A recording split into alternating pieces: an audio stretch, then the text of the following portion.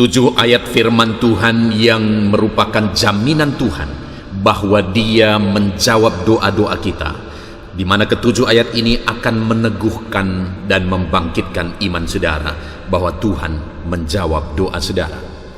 Yang pertama, Yakobus pasal 4 ayat 2 sampai 3. Demikian firman Tuhan.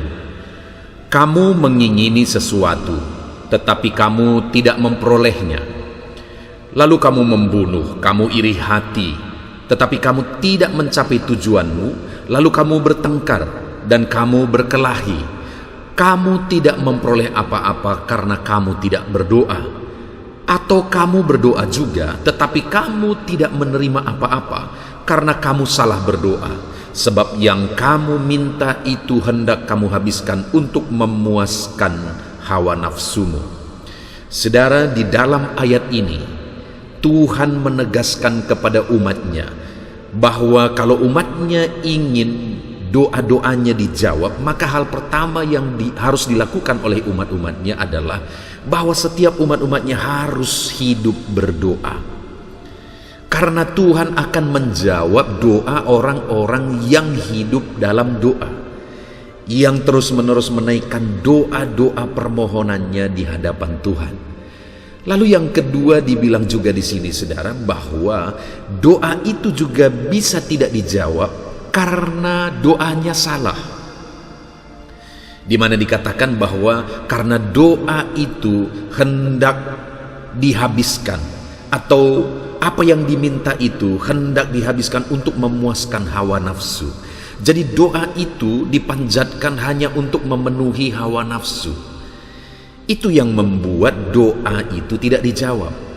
Artinya saudara, yang kedua bahwa doa-doa kita bukan untuk memuaskan hawa nafsu kita, tapi doa-doa kita adalah untuk kemuliaan nama Tuhan, untuk kita hidup dalam kehendak Tuhan, dan untuk kita hidup jadi berkat bagi orang lain. Ayat yang kedua tentang jaminan Tuhan untuk menjawab doa-doa kita adalah dari Amsal 15 ayat 29. Firman Tuhan berkata, Tuhan itu jauh daripada orang fasik, tetapi doa orang benar didengarnya. Saudara, di dalam ayat ini ditegaskan bahwa jika seseorang hidup dalam kefasikan, maka dikatakan bahwa Tuhan itu jauh dari orang tersebut. Tetapi jika orang itu hidup dalam kebenaran, maka firman-Nya menegaskan bahwa Tuhan mendengar doa orang yang hidup dalam kebenaran. Artinya untuk kita mengalami jawaban doa, maka selain kita berdoa, kita juga harus hidup di dalam kebenaran. Hiduplah dalam kebenaran, maka saya dan saudara akan mengalami jawaban atas doa-doa kita. Ayat yang ketiga sebagai jaminan Tuhan bahwa Dia menjawab doa adalah dari Yakobus pasal 5 ayat 17 sampai 18. Demikian firman Tuhan. Elia adalah manusia biasa sama seperti kita, dan ia telah bersungguh-sungguh berdoa supaya hujan jangan turun, dan hujan pun tidak turun di bumi selama 3 tahun dan 6 bulan. Lalu ia berdoa pula, dan langit menurunkan hujan, dan bumi pun mengeluarkan buahnya.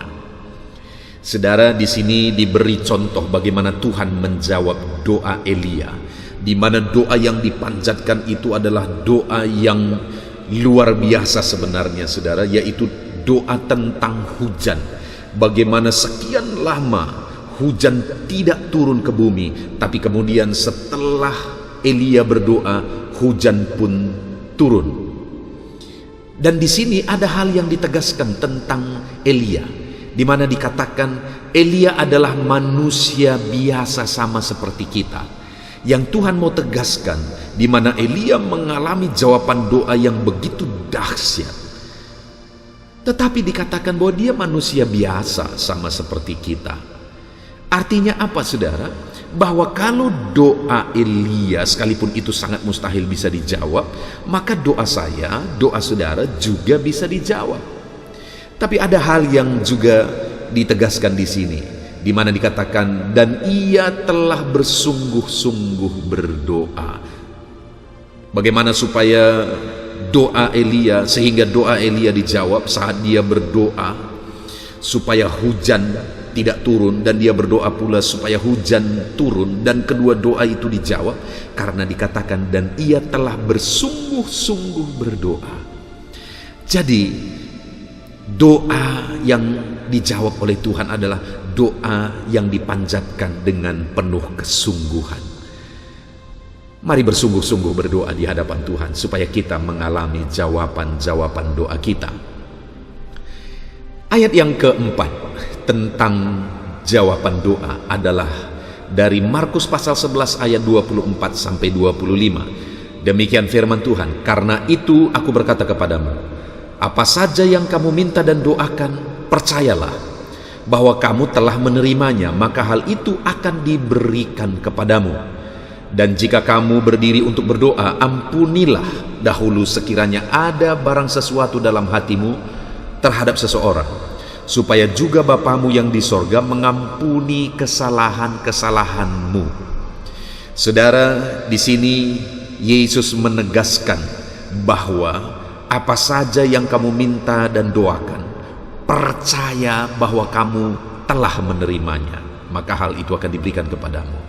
Jadi, supaya kita mengalami jawaban doa, ketika kita menaikkan doa-doa kita di hadapan Tuhan, Tuhan mau kita percaya total kepada Dia.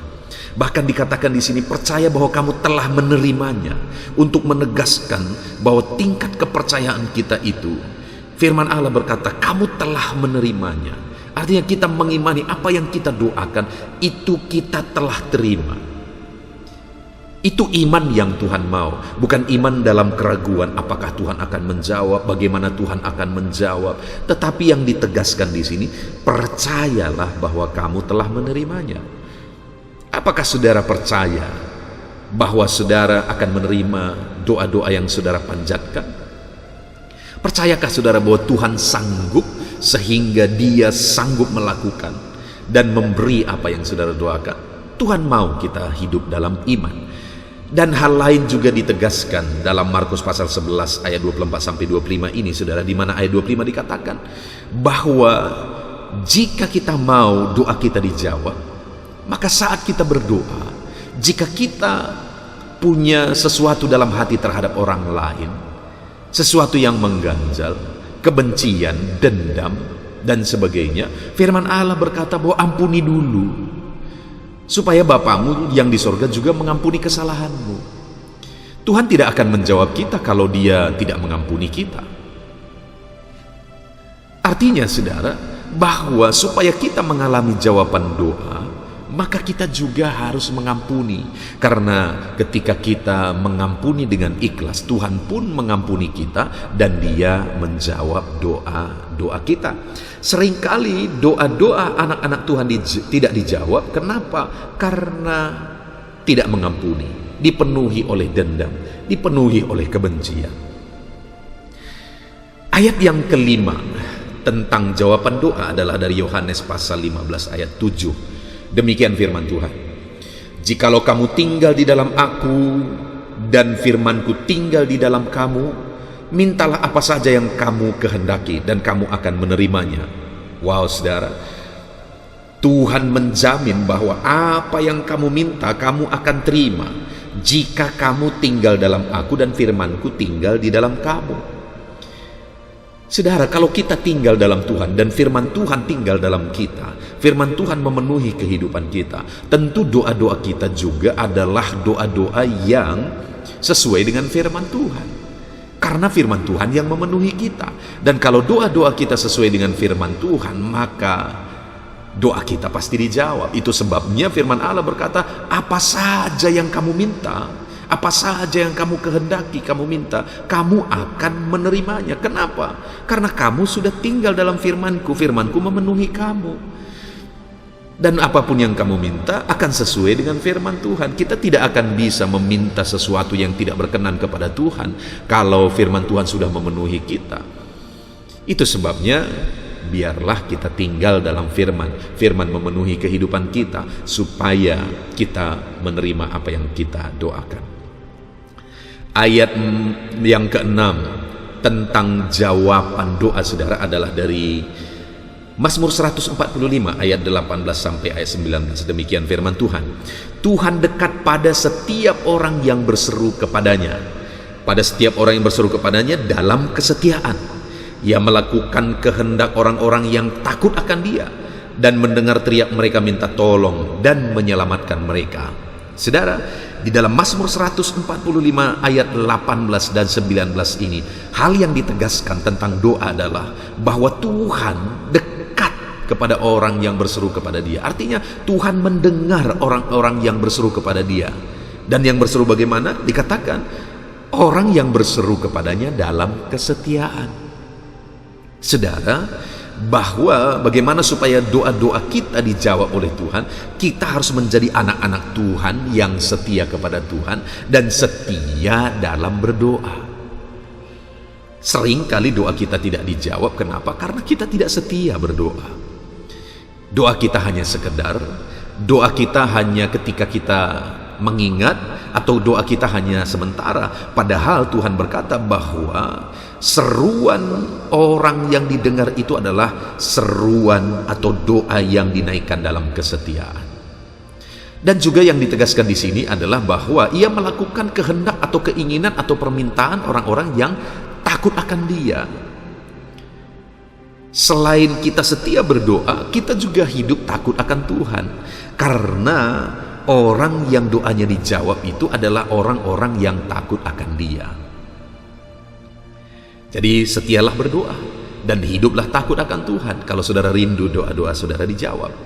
Ayat yang ketujuh sebagai ayat yang terakhir tentang jawaban doa saudara adalah dari Matius 11 ayat 13. Firman Allah berkata, "Jadi jika kamu yang jahat tahu memberi pemberian yang baik kepada anak-anakmu, apalagi Bapamu yang di sorga, Ia akan memberikan Roh Kudus kepada mereka yang meminta kepadanya."